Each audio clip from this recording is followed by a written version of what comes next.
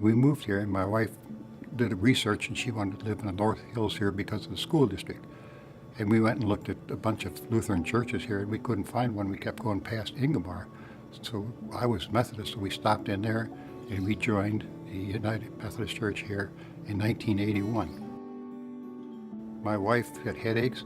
In May of 1998, she was diagnosed with glioblastoma multiforme. That's a type of brain cancer that doesn't concentrate in one place, so they could not do any chemotherapy, radiation, or anything. And it just went through the brain, and it doubled in size every 14 to 17 days. So they predicted that she'd only live 2 to 4 months. August the 5th then, my wife had seizures, and she was really in bad shape.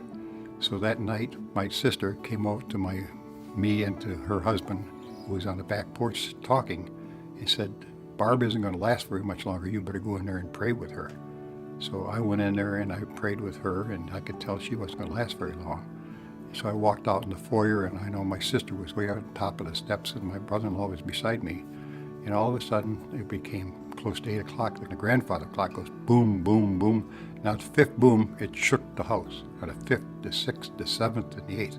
And we were all afraid of what was going on. So after that, I ran into the bedroom, and I said, "Is Barb okay?" She said, "No, that she died. That was her last breath on the fifth gong of the grandfather's clock." And I said, "You've been with people who died before. I said, have you experienced this?" She said, "No, I never have." And I said, "Well, how many people were you bed with when they died?" She says, 28 people. Well, that time somebody was ringing our doorbell. They came out in front, some of our neighbors, because apparently it vibrated their house, or they heard the noise. So 3 of my neighbors came over and wanted to know what was going on. And I told them that was Barb's last breath here on earth. Well, the minister had told me at the same time that in the Bible, on Jesus' last breath here on earth, it shook the planet. Well, my wife's last breath just shook the house in the neighborhood there. Well, when you experience something like that, you know that changes your life.